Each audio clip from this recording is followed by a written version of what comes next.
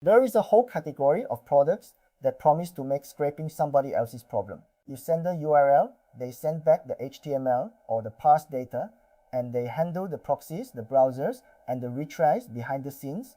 They are called scraping APIs, and they are either the smartest money you will spend or a slow leak in your budget, depending entirely on the job. Today, I want to walk through what these services actually do, when buying one is the right call, when you should build your own, and how to run the cost math before you commit. I run my own scraping infrastructure, and I have also paid for these services on real jobs, so this is a tested view, not a vendor pitch. I am going to be honest about both sides, because the answer genuinely depends on your volume, your target, and what your time is worth. There is no service that makes scraping undetectable or legal that was not already legal, and I am not going to pretend otherwise. What these tools sell is convenience, and convenience is worth a lot right up until it is not. What a scraping API actually does, start with what you are really buying, because the marketing hides it. A scraping API is the infrastructure layer you would otherwise build rented by the request.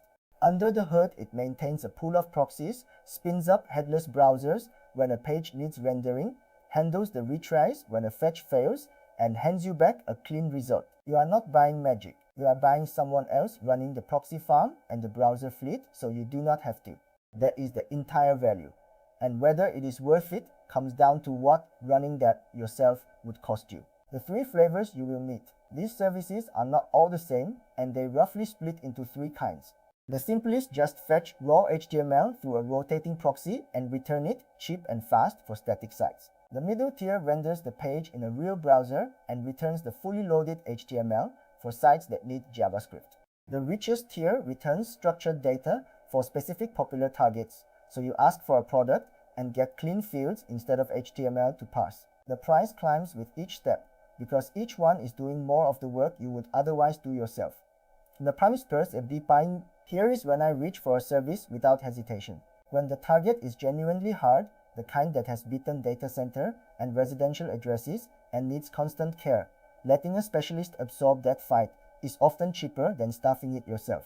When the volume is modest, paying per request costs less than standing up and maintaining your own infrastructure. And when your time is the scarce resource, a service that works today beats a build that works in 3 weeks. If scraping is not your core business, buying the boring part is usually the right trade. The case for building. Now the other side. When your volume is large, per request pricing turns brutal. A service that costs a fraction of a cent per page sounds cheap until you multiply it by 10 million pages a month, and suddenly you are paying more every month than a couple of servers and a proxy pool would cost you outright. When you need full control over exactly how requests are made, a black box service fights you, and when your targets are simple, you are paying a premium for infrastructure you did not need. At scale, on easy targets, building wins on cost by a wide margin. Run the crossover math, so run the actual numbers before you decide, because there is a crossover point, and it is not subtle. Take your monthly page volume and multiply it by the service's per request price. Then estimate what your own stack would cost, the servers, the proxy pool, and an honest slice of your time to maintain it. Below the crossover, the service is cheaper and you should buy. Above it, your own infrastructure is cheaper and you should build. Most people never do this arithmetic and just guess, and the guess is usually wrong in whichever direction flatters the choice they already wanted. The hidden cost of building, but be honest about the build side because people lowball it. Running your own scraping infrastructure is not just server rent.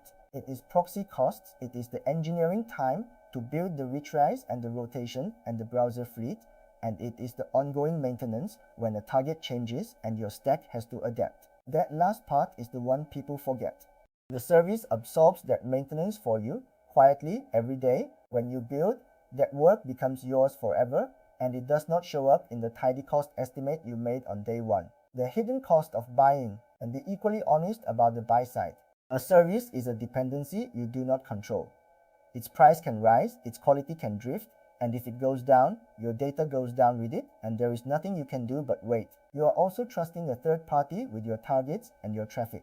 And there is lock-in, because the more your pipeline is built around one service's quirks, the harder it is to leave.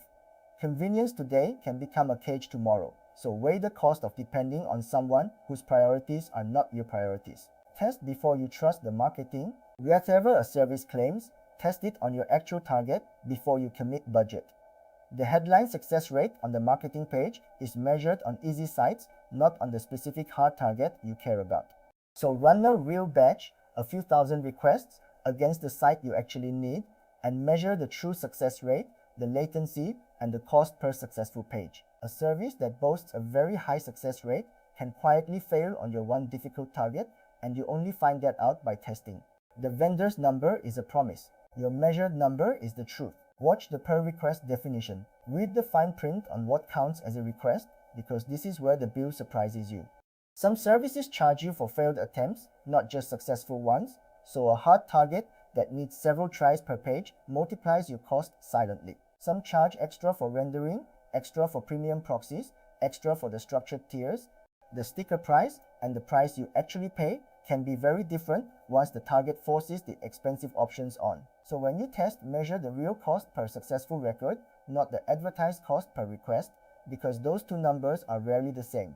The hybrid that often wins, it is not always all or nothing, and the smartest setup is frequently a mix. Build your own stack for the bulk of your volume on the easy targets where you control the cost, and buy a service only for the handful of genuinely hard targets that would otherwise eat your time.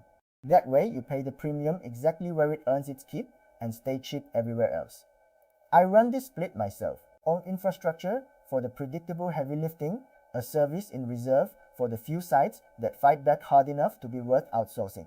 If you build, the proxy layer matters most. If you go the build route, the piece that decides whether it works is the proxy layer, because that is the trust you arrive with.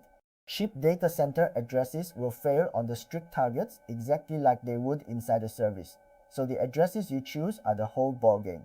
This is the layer I run myself, real mobile proxies on real carrier SIM cards, because for the hard targets, that is the most durable trust you can put in front of a scraper. The rest of the build is retries and rendering, but the address is what gets you through the door. What a service does not solve. Be clear about what a service does not fix, because the marketing blurs it. It does not decide what is worth collecting. It does not clean or model your data, and it does not understand your target the way you do. It hands you raw results, and the whole job of turning those into something useful is still yours. So a service saves you the infrastructure, not the thinking. I have watched people buy an expensive scraping API and still have most of the work in front of them, because the hard part of a data project was never the fetching, it was knowing what to fetch and what to do with it after. Reliability and support are the real product. When you depend on a service, its reliability becomes your reliability, so weigh that before you commit. How often does it go down? How fast does it recover? And is there a real human to reach when a target suddenly stops working? A cheap service with no support is fine until your pipeline breaks on a Monday morning and you are on your own. I pay attention to the boring signals here, the status history, and the response time when I open a ticket, because those tell you more about living with the service for a year than the price or the feature list ever will. However you lean, do not marry the decision on day one.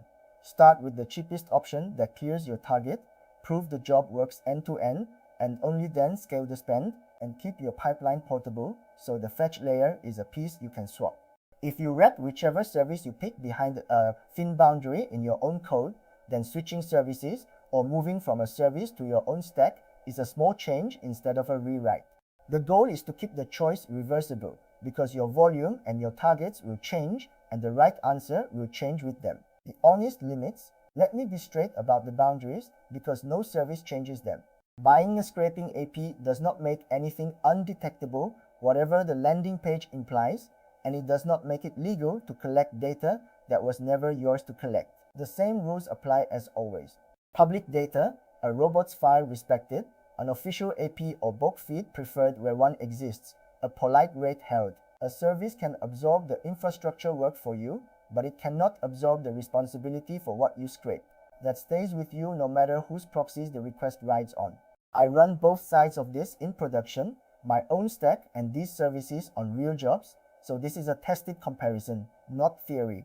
If you want the full versions, the honest reviews of the specific services with real measured success rates, the cost breakdowns, and the crossover math are at dataresearchtools.com. Test it on real targets with no undetectable promises. The whole decision is one question asked honestly. Is running this infrastructure yourself cheaper than renting it? At your volume on your targets. Answer that with real numbers and the choice makes itself. So to recap, a scraping API rents you the proxy and browser infrastructure you would otherwise build, sold by the request across 3 tiers of increasing price and convenience. Buy when the target is hard, the volume is modest, or your time is the scarce thing. Build when the volume is large, the targets are simple, or you need full control. Run the crossover math with honest costs, test on your real target, watch what a request actually costs, and mix the two where it pays. Subscribe for a new scraping infrastructure breakdown, and I'll see you in the next one.